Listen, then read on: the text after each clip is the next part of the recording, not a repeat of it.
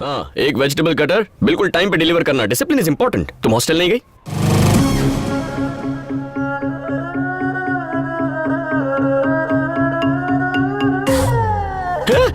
तुम यहाँ क्या कर रही हो? तुम मेरे पीछे यहाँ तक चली आई? मुझ पर भरोसा नहीं है क्या? यहाँ आओ जल्दी।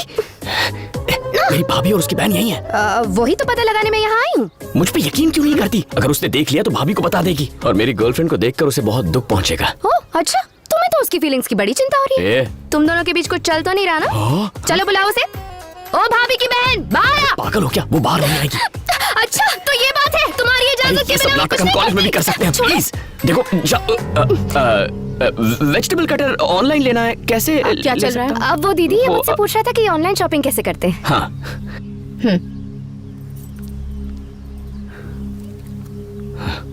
तुम अब वो दीदी ये मुझसे पूछ रहा था कि ऑनलाइन शॉपिंग कैसे करते हैं।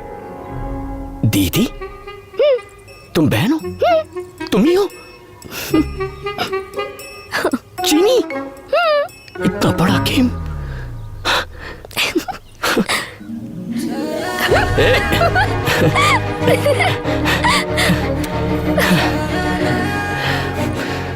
मतलब इतने दिनों से जानबूझकर बेवकूफ बना रही हो? मैंने तो कितने सारे हिंट दिए थे, तुम्हें ही समझ में नहीं आया। मेरी दीदी की शादी में मैंने तुम्हें पहली बार देखा था। तुम तो अपनी धोती भी नहीं संभाल पा रहे थे। बस वही भोलापन देखकर मुझे तुमसे प्यार हो गया। कैसी धोती है ये?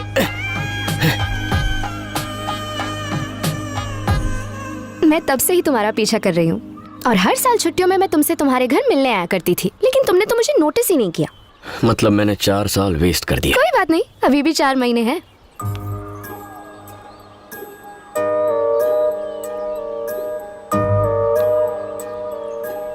तो कवर कर ले। टाइम वेस्ट मत करो। हाँ, टाइम बहुत कम है। अभी बैग बीच में रखना है? बिल्कुल नहीं। इस बस को रोकिए। स्टॉप स्टॉप स्टॉप, बस साइड में लगाओ। अरे तूने बस क्यों रोकी? आरटीओ चेकिंग है। अरे दीदी। तो क्या हुआ? मैं उनसे डरता हूँ क्या? तुम्हें लगता है मैं उन्हें देखकर कांपने लगूंगा? आरटीओ चेकिंग है, सभी नीचे उतर जाइए। जल्दी चलो। अच्छा ये सामान भी उठा लो। तुम लोग यहाँ क्या कर रहे हो? वो बाइक खराब हो गई थी तो बस से। आप ही बताइए ना। हाँ दीदी, इसकी बेकार बाइक खराब हो गई। आप मुझे गाड़ी में छोड़ देंगी? बिल्कुल भी नहीं, ऑटो में चली जाओ। सुना ना दीदी ने क्या कहा? हाँ सुन लिया।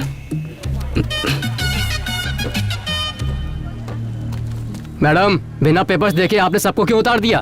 बस का नंबर क्या है? दिखाई नहीं देता क्या? बस नंबर बताओ। 2844। अगर ये 2844 है तो फिर वो क्या है? श्रीनिवास। Yes madam. ये सारे पेपर्स इन्हें दे दो और दोनों बस को सीज कर लो। Okay madam. मैडम, बस किसकी है पता है? शिवा भाई की, शिव शक्ति ट्रेवल्स। शिव शक्ति ट्रैवल्स की सारी बसेस चेक करो। मैडम, एक बार में बात समझ नहीं आती। नहीं हो इसीलिए घमंड है। तुम शिवा भाई को जानती नहीं हो। रोड पर रोज एक्सीडेंट होते हैं। क्या नाम बताया? शिवा भाई। सुन लिया ना? जी। उसके नाम पर नोटिस जारी करो। Okay madam.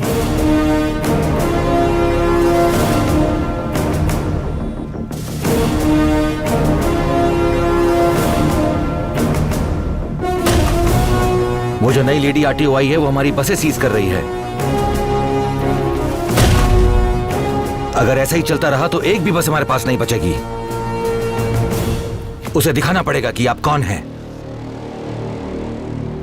वकील साहब, आप कमिश्नर से बात कीजिए। ठीक है शिवा।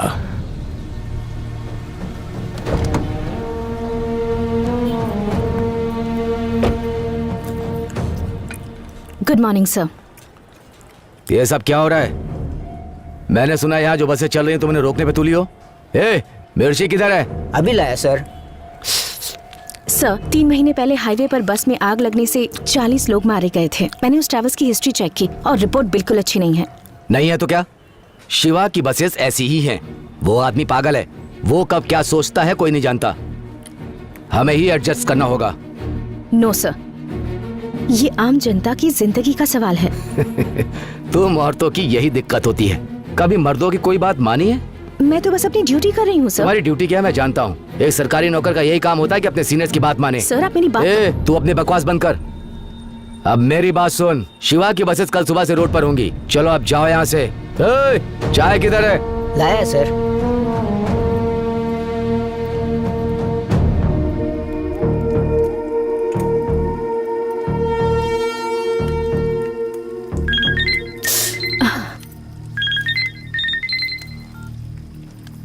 गुड इवनिंग मैडम, क्या करना है हमें? सबसे पहले सीज की गई बसेस को गोडाउन में भेज दो। सेम नंबर वाली बसेस की फोटोज लेकर पेपर्स को अटैच करो। केस फाइल कर दो। Okay madam. इस बारे में कोई भी कुछ पूछे तो उसकी बात मुझसे करवाओ। ठीक है मैडम। इश, भाभी इधर ही है।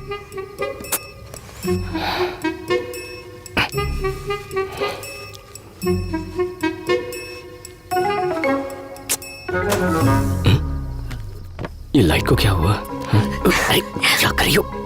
भाभी आ जाएगी। आने दो ना। अच्छा ये बात है।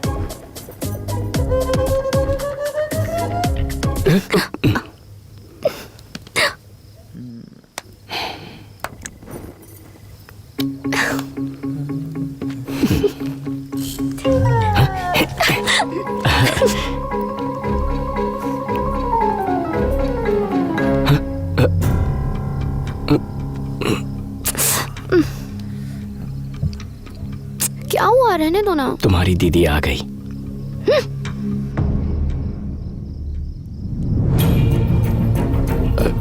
भाभी वो इसने मुझे अंधेरे में गलती से पिलर समझ लिया है।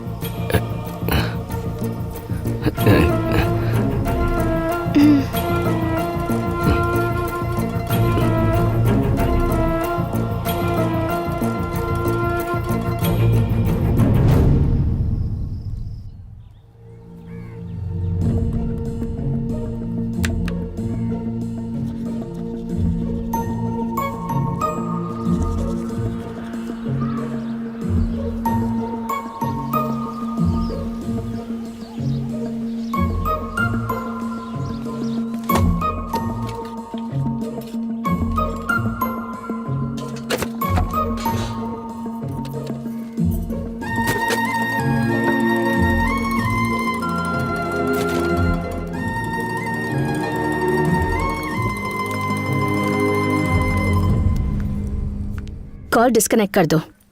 मैंने उसे गांव भेज दिया है।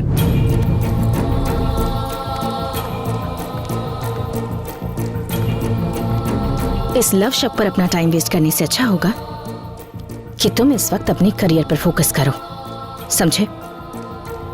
अच्छा अब तुम ऐसा करो कि ज्योति, अंकल कैसी हो तुम? अच्छी हूँ। क्या बात है, आज तो बहुत जल्दी जाग गए बेटा। तुझे इस तरह से इतने डिसिप्लिन में देखकर आज मुझे बहुत खुशी हो रही है। तेरी भाभी के अलावा दुनिया में कोई नहीं सुधार सकता है तुझे। ये ले, तेरी चाची ने तेरे लिए भेजा है। आगे बैठिए ना अंकल।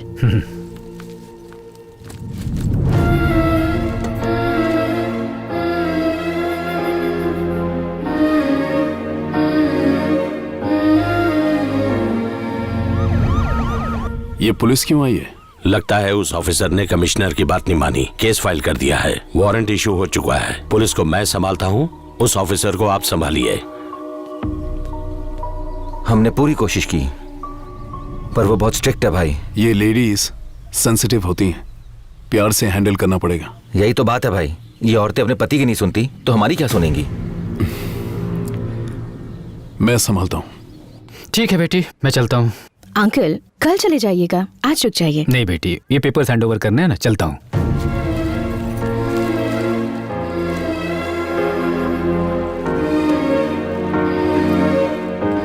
मुन्ना, मुझे स्टेशन तक छोड़ दो बेटा, ध्यान रखना बेटी। जी अंकल।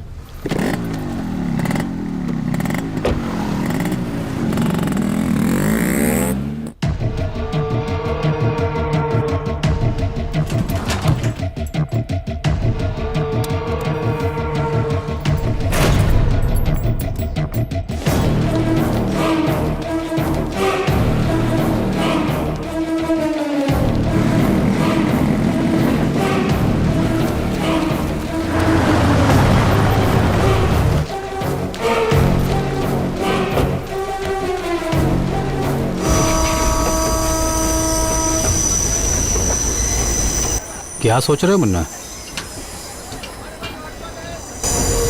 कुछ नहीं।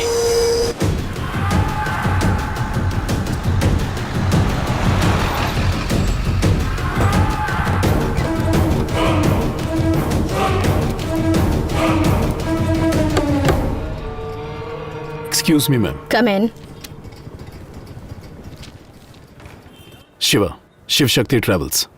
बैठिए। धन्यवाद। आप कुछ लेना चाहेंगे? चाय, कॉफी? आप जो भी मंगवा दें। रमन, ध्यान रखना बेटा। मैं भी चलता हूँ आपके साथ। तुम कैसे आ सकते हो? भाभी अकेली पड़ जाएगी। अगर अकेली पड़ती हैं तो पड़ जाए, उससे मुझे क्या। तुम ऐसी बातें क्यों कर रहे हो? क्या हुआ तुम्हें? वो एक चुड़ैल है चाचा।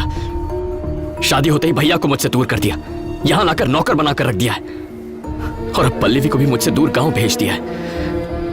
वो बहुत बुरी है चाचा। अगर मैं यहां रहा ना तो वो मेरी जिंदगी बर्बाद कर देगी। मैं नहीं रह सकता यहां। मैं भी आपके साथ चलूंगा। मैं आपके लिए क्या कर सकता हूँ? मतलब मेरी बसेस छुड़वाने के लिए? टैक्स पे कीजिए और रूल्स फॉलो कीजिए तो हम बसेस छोड़ देंगे। मैं रूल्स कभी फॉलो नहीं करता। मैंने आज तक किसी से रिक्वेस्ट नहीं की है, आज पहली बार आपसे कर रहा हूँ। और मैं भी आखिरी बार कह रही हूँ, मैं बस नहीं छोड़ूंगी। देखिए मैडम, आप बेकार में ही मेरे पेशेंस की परीक्षा ले रही हैं। और आप बेकार में ही मेरा वक्त बर्बाद कर रहे हैं। पूरा शहर शिवा के नाम से कांपता है। अगर मैं एक आरटीओ ऑफिसर से हार गया तो अच्छा लगेगा क्या?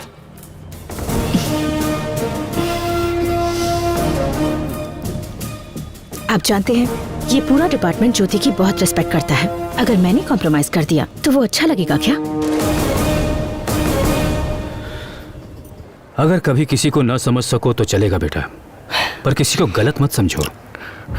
तुम और तुम्हारा भाई दोनों एक साथ पले बड़े हैं। तुम्हारी भाभी ने पहले ही कह दिया था कि तुम दोनों के बीच कोई आएगा तो तुम ऐसा ही बर्ताव करोगे।